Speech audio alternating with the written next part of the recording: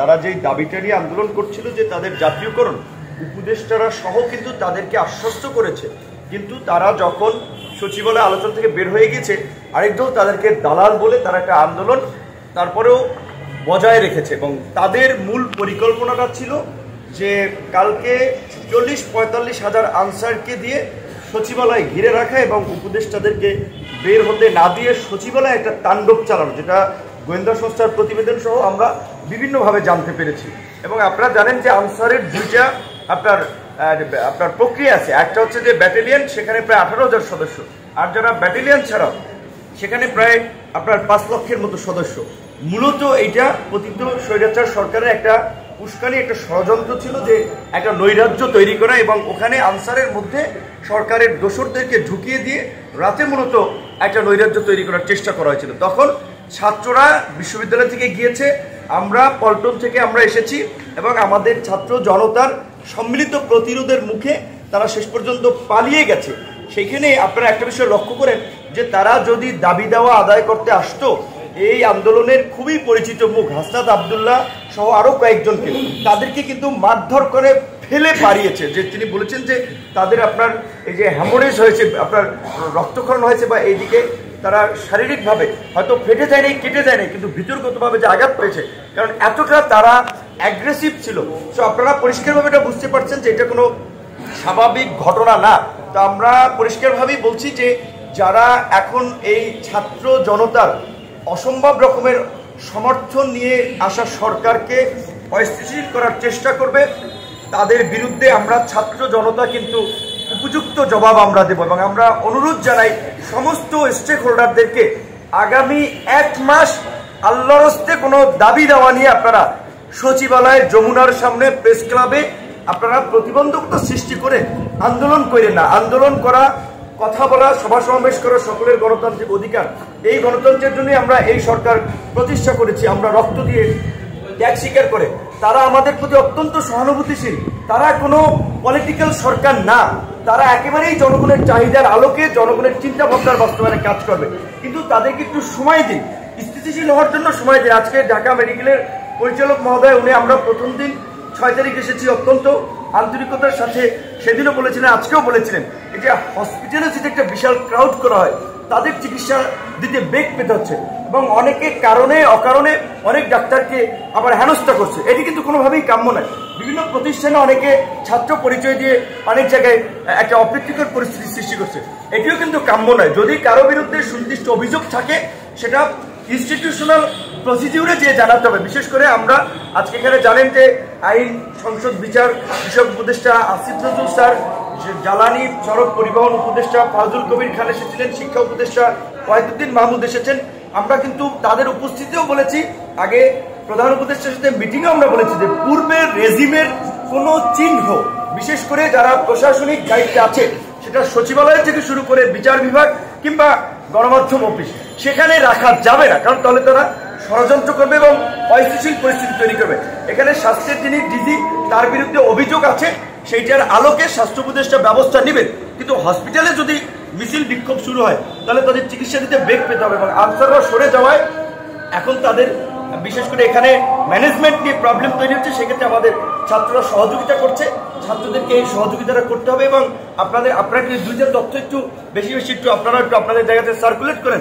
Number 1 হচ্ছে ঢাকা মেডিকেলের DG, উনি নিজে দায়িত্ব নিয়েছেন। এখানে এই আন্দোলনে আহত ছাত্র জনতা চিকিৎসার যদি পয়সাও না থাকে তারা ম্যানেজ করে দেবে।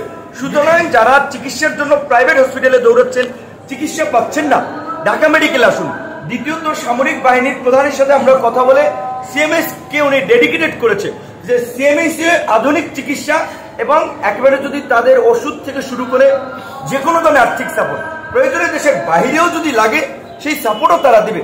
কাজে সিএমএস এবং ঢাকা মেডিকেল এই দুইটা হসপিটালে আহতরা আসেন, আপনাদের যে কোনো সাপোর্ট, পরিচালক মহোদয়, পিএস থাকবে বা অফিসের স্টাফ, তাদের সাথে এসে কথা বলুন, সিএমএস এ যান এবং আমাদের সাথেও প্রয়োজনে কথা বলুন। কিন্তু কেউ যেন বিনা চিকিৎসায় আপনার অসুস্থ না হয় কিংবা মারা না যায় কিংবা ভোগান্তিতে না পড়ে, সেটা নিশ্চিত করা আমাদের একটা দায়িত্ব। এখন অনেকে চিকিৎসা পাচ্ছে না, বিশেষ করে কর্মজীবী মানুষ। এই আন্দোলন ছাত্রদের নেতৃত্বে, ছাত্রদের আহ্বানে হয়েছে। নিশ্চয়ই আপনারা এই পরিস্থিতি দেখেছেন, ভ্যানওয়ালা, সবজিওয়ালা, গার্মেন্টস কর্মী, আপনার আপনার সাধারণ জনতা, রিক্সা, শ্রমিকরা তারাও কিন্তু মারাত্মকভাবে আহত হয়েছে। কাজে তারা অনেকে চিকিৎসা পাচ্ছে না। আপনাদের পরিচিত কেউ থাকলে ঢাকা মেডিকেল CMIC রেফার করুন, প্রয়োজনে আমাদের সাথেও যোগাযোগ করুন, তাদের চিকিৎসাটা আমরা নিশ্চিত করতে চাই। সামগ্রিকভাবে দেশের বর্তমান পরিস্থিতিতে আইন শৃঙ্খলা স্বাভাবিক করাটা এই সরকারের জন্য একটা বড় চ্যালেঞ্জ। কাজে এই সরকারকে সবার সহযোগিতা করতে হবে। এই দাবি দেওয়া আগামী 1 মাস ক্ষান্ত রাখেন। 15 বছরে দাবি দেওয়া আদায় করতে পারেননি, এখন হঠাৎ করে আপনার ওই ধান কাটার মৌসুমের মতো যেটা উপদেষ্টা সাহেব বলেছেন দাবি দেওয়া নিয়ে আপনারা হাজির হয়েছেন। এটি কি নৈতিকভাবে সমর্থনযোগ্য? এটি কি বিবেক সম্পন্ন? আমরা আরো শুনতে পাচ্ছি পল্লী বিদ্যুৎ সহ বিভিন্ন সংগঠনের নেতারাও এই ঢাকায় প্রোগ্রাম করার কথা বলছেন। আমরা পরিষ্কারভাবেই বলছি আপনাদের সাথে আমরা আছি, আপনাদের দাবি দেওয়া আমরা আদায় করতে চাই। এবং আমরা বলছি যে নতুন সরকার যেটা অঙ্গীকার করছে, একটা পরিবর্তনের অঙ্গীকার, রাষ্ট্র সংস্কারের অঙ্গীকার। দেশে যেভাবে কালকে প্রধান উপদেষ্টা মহোদয় তার ভাষণে বলেছে দুর্নীতি সমাজে ছেয়ে গেছে, দুর্নীতি বন্ধ করতে হলে অবশ্যই সরকারি কর্মকর্তা কর্মচারী থেকে শুরু করে বেসরকারি স্বায়ত্তশাসিত প্রতিষ্ঠানে যারা চাকরি করছেন তাদের বেতন বাড়াতে হবে।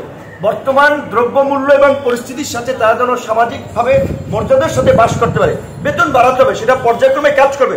হঠাৎ করে তো সরকারের আদর্শ বাড়ে নাই যে ধাপ করে বেতন বাড়িয়ে দেবে।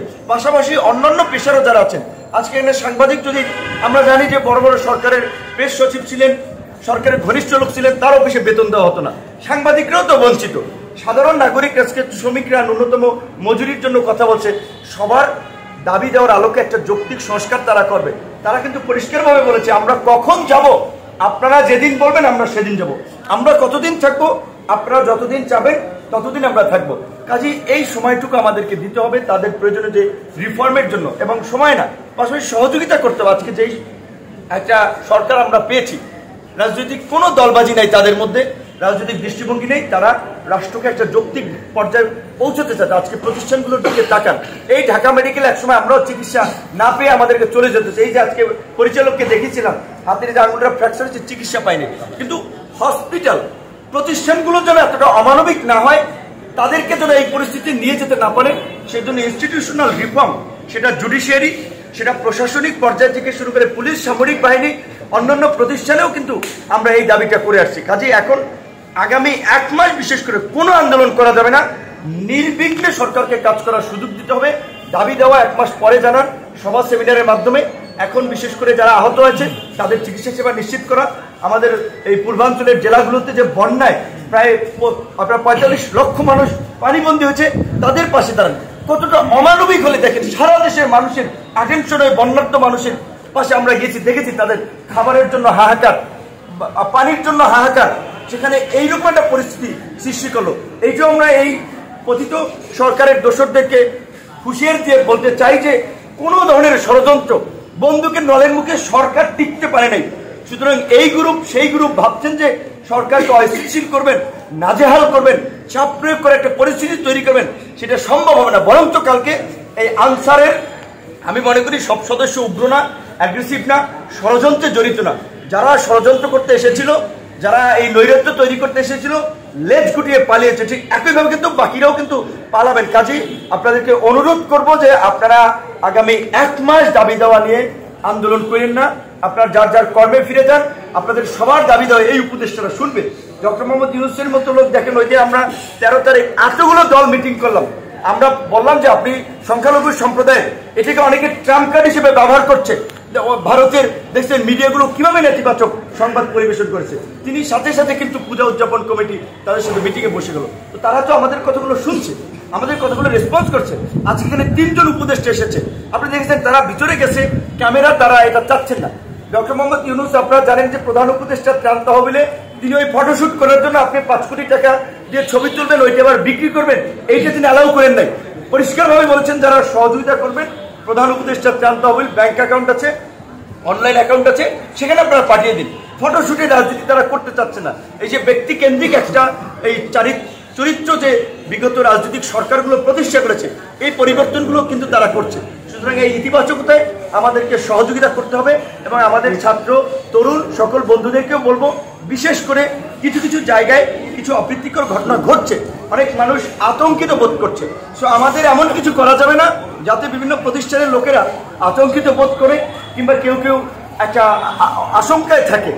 পরিষ্কারভাবে যাদের বিরুদ্ধে কোনো ধরনের এলিগেশন আছে, দুর্নীতি, দলবাজি, লিখিত তথ্য প্রমাণ ডকুমেন্টের ভিত্তিতে তাদের বিরুদ্ধে ব্যবস্থা নেওয়ার জন্য আমাদের দাবি তুলতে হবে।